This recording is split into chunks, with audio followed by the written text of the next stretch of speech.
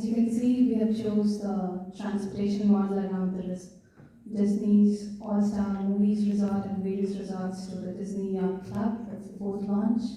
And we're going to talk about the various controls that we have identified and the classification around and the risks identified. So the first one would be the operation control. So in operation control, we identified these are the different aspects or existing controls after we have interviewed different staff. So the first one would be the control center. So after talking to the staff who is in charge of the ferry or the boat, we saw that there is a control center which the staff responds to, and there is enough staff training, like the one who is in charge of the ferry.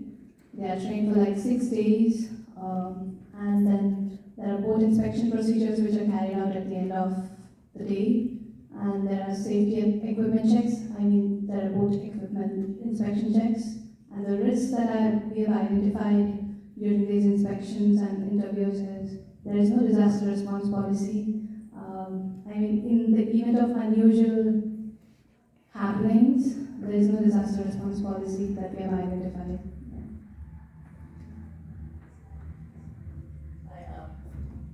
Sorry. We have a preventive risk the risk, the existing codes were identified with the life vests, the fire extinguishers, the drug test. They have a pre-deployment drug test and a random drug test for the drivers. They do sanitation every night, and every night they do a nightly maintenance. And so the preventive control measures that we identified, the risk were, we suggested that maybe they do more training, and maybe do like a yearly training or every 6 months train the drivers again, run new procedures and. So I got the processing control, and this is how like the customers and the clients are processed in the boat launch. So, fun fact, I'm actually a forklift operator back in Texas. So I really like that they honk at like reversing and blind spots. Forklifts are almost about 7,000, 8,000 pounds. So it's very, very important to make sure that you are seen. Any little mishap can result in a very, very ugly accident. So that the boats were honking, communicating through honks was a huge plus for me. They do communicate with the control tower. They also have little identification names. They were called the friendship boats. And God forbid anything happens, but they'll say friendship 2 is having trouble, can friendship 1 help, so on and so forth. Next would be the compliance control. This one we don't really have any pictures of because it's more like back-end things that maintenance will do, things that aren't really shown to the public. So what they do mention is like rules at the ferry. They'll say through the little intercom, like, oh, please remain seated. There's like this under the seats, the basics really. And they do have posters as well for no running, stay seated again. What I did notice though was that there wasn't too much like enforcing. It was mostly just those signs. There was no like verbal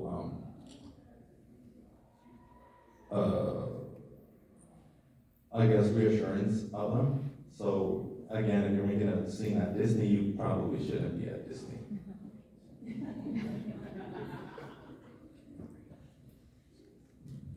So I had the physical control, and we identified 3 different ones. So they have the gate and door to get onto the boat, as well as restricting access onto the boarding platform with a rope, just shown up there.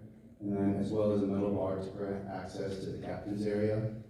Risk identified was the rope didn't seem sufficient because the child could just walk and maybe fall into the water, as well as an open area to fall off the boat, which is shown in the picture below.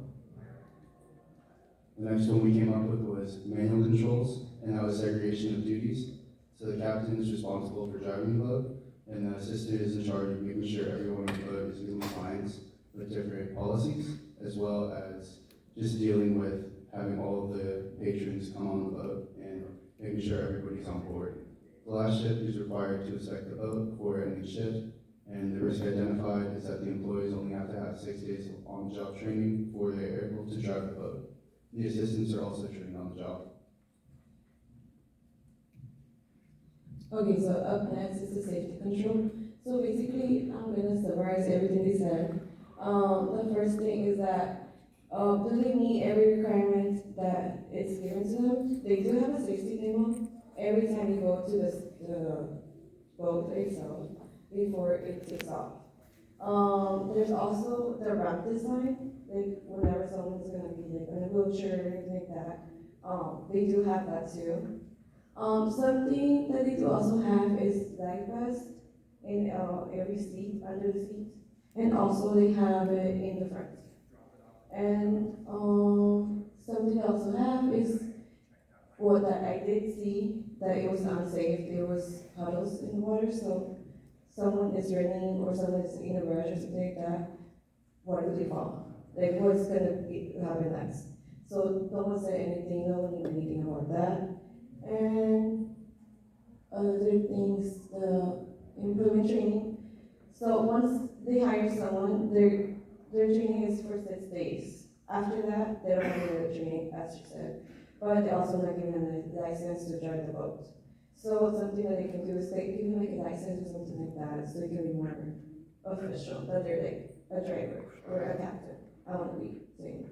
Another control they have is an administrative control. So it's like kind of like this position, and it's, as I said, they have a third shift at the end, and that's for them to check that every requirement is met.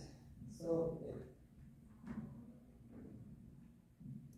And so the last control that we have is monitoring control, and one thing we noticed is there's really not a lot to ensure that, you know, all the employees are being compliant with all the controls that have been set in place. Some of the ones we did identify is that there's always 2 employees on every boat, so it gives like sort of checks and balances. One employee can make sure that the other employees follow protocols and doing their job properly. Another one is, as I said, there are inspections daily on the boat to ensure safety. And then the last one we have is an employee-only area, and it's restricted area. It's locked. With that, we thank you and open up the floor for questions.